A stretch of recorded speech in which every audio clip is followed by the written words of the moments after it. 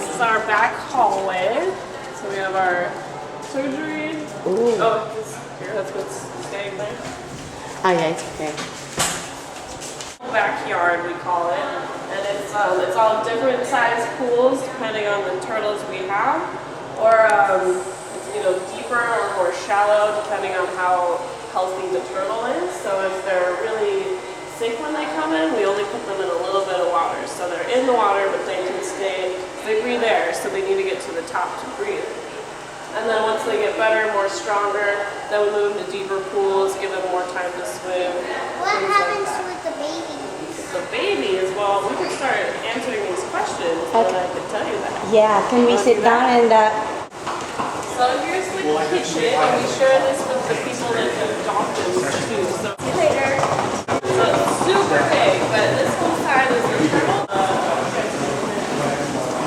And you look on the wall here, all of those are all the turtles we have. So we have to make food for them every single morning for the whole day. So it's a lot of animals, but we make all the food here. We clean it several times a day, so it's super clean all the time. We have a bunch of ice makers because it's fish, so we want to keep all the fish cold. We have a big freezer on the other side that we keep everything in. So that's pretty big. It's usually really busy. It's strange that it's empty right now. And here's all. That is a bucket of fake fish. what? That's a fish, but this is Fake fish? Yes. It's not real. Oh. Dead? What is that for? This is just to show an example of what our dolphins eat. Oh, I So, see. Can I touch it? yeah, you can try it. So Nicholas, our male dolphin, eats about, I think it's 3 of those buckets a day. Oh, listen. This is kind of an example of all the turtles we have. So we're right here right now. We only have 3 turtles back there. I don't know where the other guy is. And then this is all the turtles that come in. So we have a few that we released just recently within the last month. And then these guys are still with us because they're still not as healthy. And over here we have, it's called the ICU, and that's because these turtles, they come in with they get a virus, and they grow tumors on the outside, and it's not very good. Hi, ma'am. My name is Veronica. I am from Tarpon Springs Elementary School. How are you today? I'm great, how are you?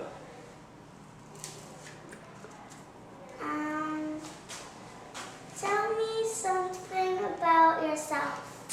Well, my name is Cassie, and I am a sea turtle biologist of the Clearwater Marine Aquarium. I'm not originally from here. I came from Wyoming. How long have you been working for the aquarium? I have been at the aquarium for about 6 months now. What made you interested in working with sea animals? Well, they're all pretty cute, which helps, but I think it's really cool that we don't really know a lot about them. We've seen them for a long time, but people didn't start researching them until recently. So I like being able to help the turtles, help them get better, and then send them back out into the wild.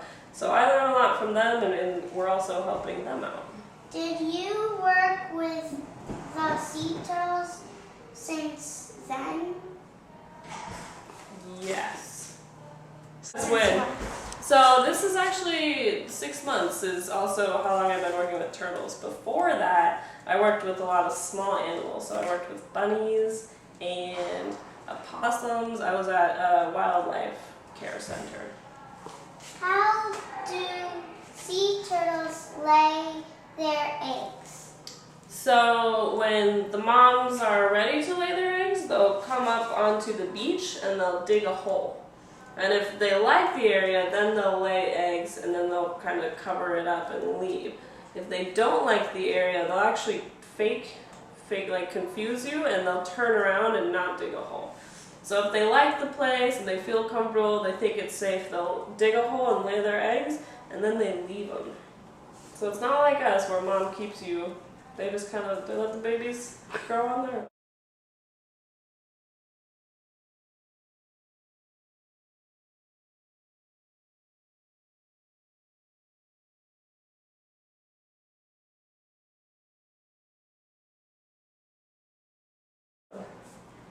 does the mother sea turtle come back for her babies? She does not.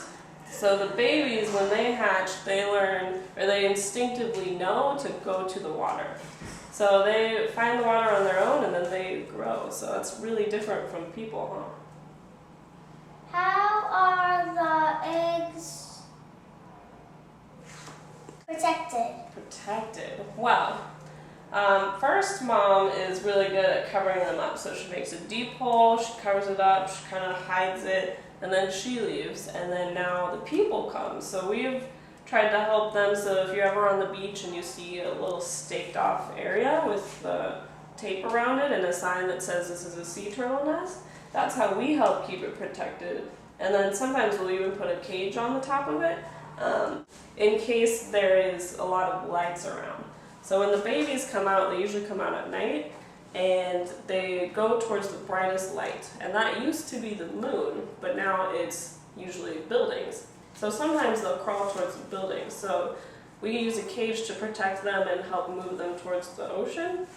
So in a way, the mom keeps them safe, but we also try and keep them safe when they hatch. When does the hatchlings go to the sea? So once mom lays the eggs, it's about 50 to 60 days, and then the eggs will hatch.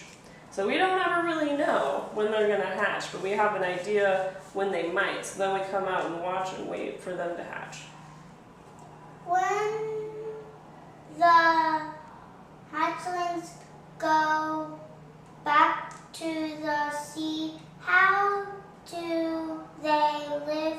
That do they eat? What do they eat? So when they're really tiny, they're little, they're smaller than your hand, and they crawl, and then they swim for a day or two, and then they end up in seaweed.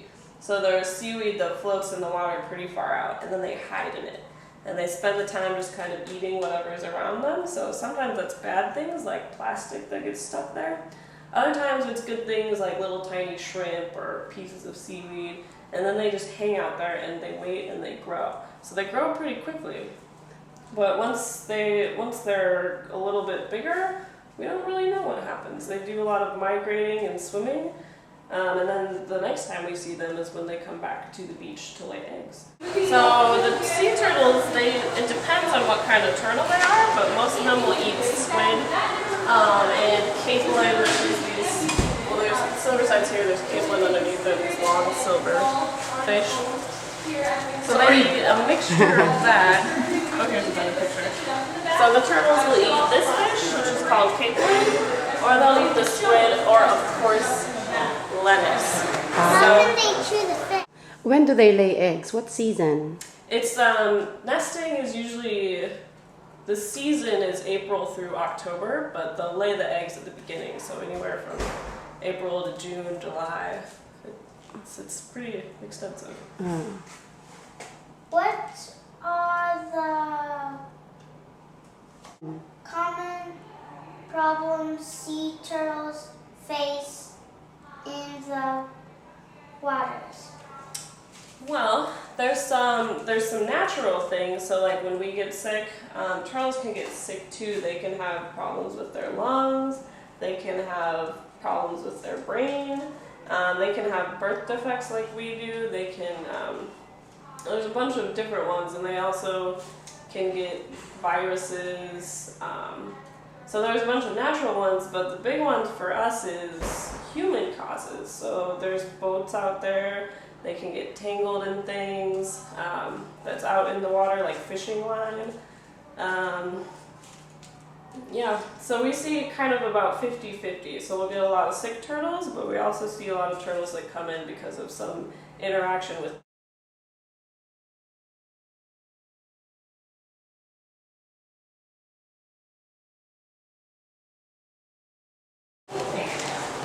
Oh yeah, so here's an example actually. This is a turtle swallowed a fishing hook, and this is removing it. So these are all called papillae, which is in their throat, and that helps push food down.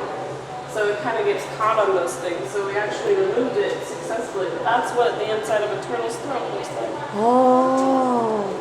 And you hear this noise back here, the kind of... Yeah. That's actually its heartbeat. Yeah, so that's what the heartbeat sounds like on the inside.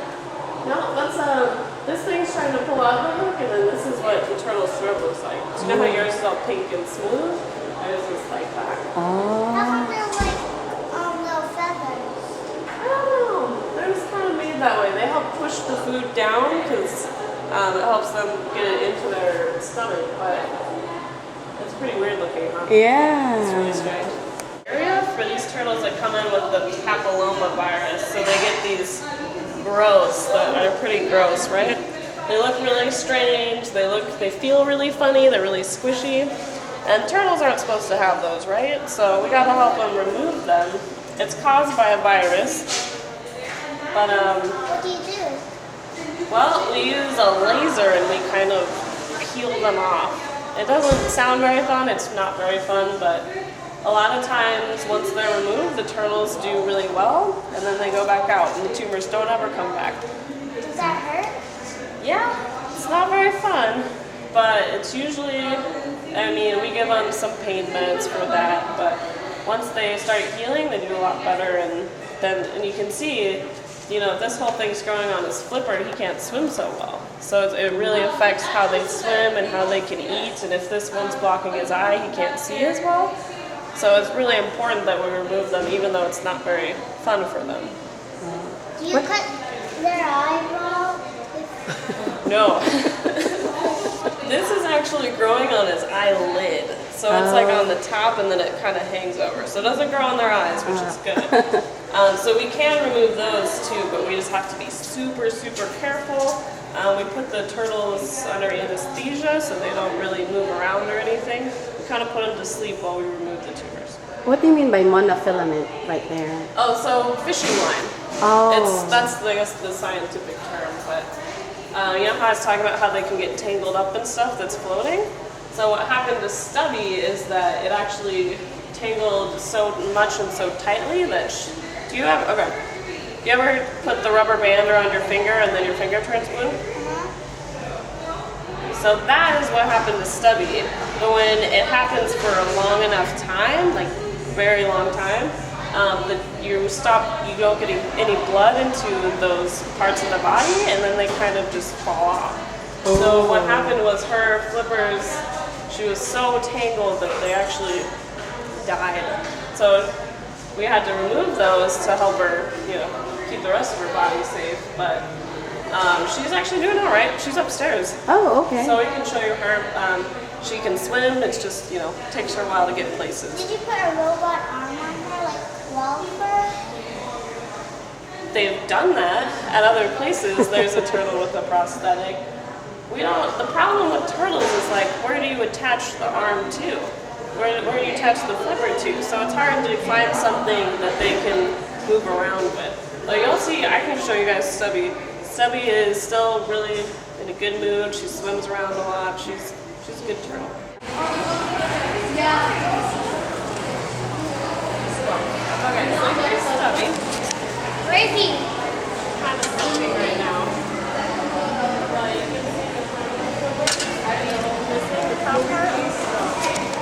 So the other turtles, you can see they have really long front flippers, and those are their power flippers, so that's how they swim through the water. And she has them, they're just a little bit shorter because of the fishing line entanglement. So she's pretty mobile. She can still move around, she's a little bit slower. She can't really dive, she can't really pull herself down to the bottom, so that's why she's a permanent resident, because if she was always floating at the top, that's like people. Which most of the time it's an accident, but they still get hurt. How do you get the hurt sea turtles from the sea? So we have a stranding hotline. So if you ever see any animal, like a river otter or a dolphin or a whale or a turtle, you can call the hotline, which we have somebody answers it all the time, 24/7. And if you're like, I think this turtle looks funny, you know, I don't know a lot about turtles, but I think this turtle is weird, it's on the beach, and we'll usually go out and recover it and check it out at least. Or sometimes if they're in the water, we'll have people bring the turtle to us. So, but it's always through the hotline, so you call us up and we'll be like, that's normal, that's okay, that turtle's fine, or we'll say, I'm not sure either, let's bring the turtle in and see how he's doing. How many calls do you get in a year? Well, for turtles, in a year, I mean, it depends every single year. Last year we admitted 56 live turtles, but that's only live, so we also go and we document the dead ones, which is kind of weird, kind of gross, but we learn a lot about their bodies that way. So it's really different per year. There was a year we had, you know, hundreds because of a cold stun where they get kind of hypothermia, and then there's years where it's very low numbers. Oh, okay. How do you take care of them here in the aquarium? So when a turtle comes in, we kind of check them out. So it's like a checkup when you go to the doctor. And then once we know what exactly is wrong, if we think they're sick, then we'll give them some medicine, give them good food, we give them a nice quiet place to stay, like you saw in the backyard over there.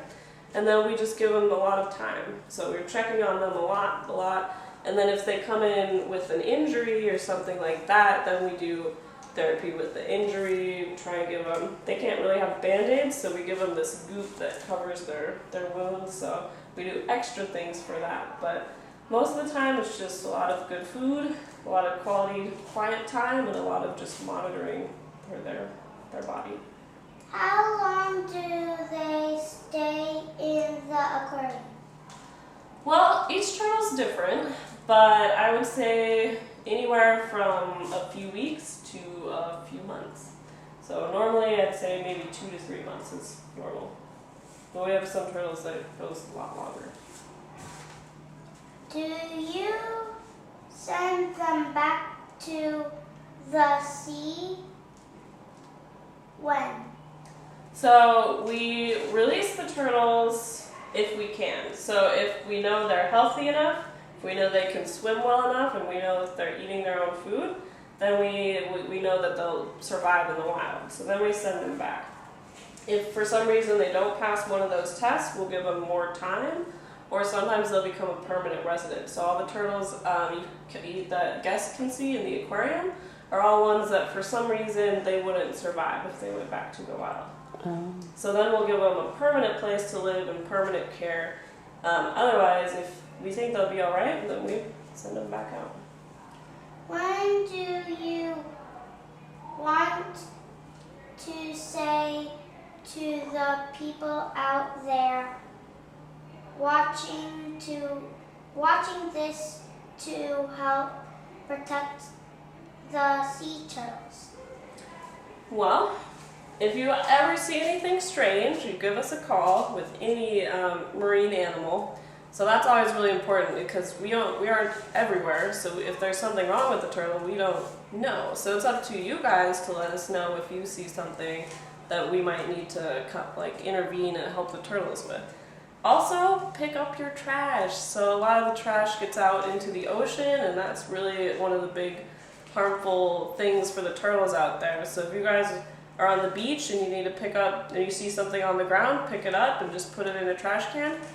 And that's really our biggest thing. It's really helpful, and a lot of people don't realize how much it does impact the turtles. What is your message to the kids who want to help save the sea turtles? Well, teach other people about the sea turtles. So kind of like you're doing this project, you're going to teach your class about the turtles. You guys should also tell other people about the turtles. So all of the turtles are endangered, which means there's not a lot of them left. So if you guys can let other people know that we need to be careful, we need to be mindful about the turtles and the ways we can affect them, that's probably the most important thing. Thank you very much. You're all welcome. What's the target again, please? We use the target to get them to come to us if we need them to come for a husbandry behavior, which is if we need to medically check them or just take a look at them. Each turtle has their own target shape, and some have colors on them. Once they come to the target, we'll use a dog clicker, which is called a bridge, to let them know that they did a good job. And then once we've done that, we'll give them their reward, which can be fish, or it could be what we call tactile, which could be scratching their shell. Come on, stop the cat. See, look. And one of our dolphin trainers used to be a dog trainer. Dog trainer? So basically, it's the same concept. It's the same idea, yeah. Most of the dolphin trainers actually have psychology degrees versus a marine biology or something like that, because it's behaviors. Where did Stumpy go? The one that takes care of the turtles, are they more marine biologists? Yeah, it's more of a marine biology type background and an animal care, because the turtles is mostly rehab. Oh, okay. All right. How many times do you feed them a day? Usually twice a day. Oh, twice a day. And varying days. So some only get fed like 3 times a week. Some get fed every day. It just depends on their diet. Oh, okay.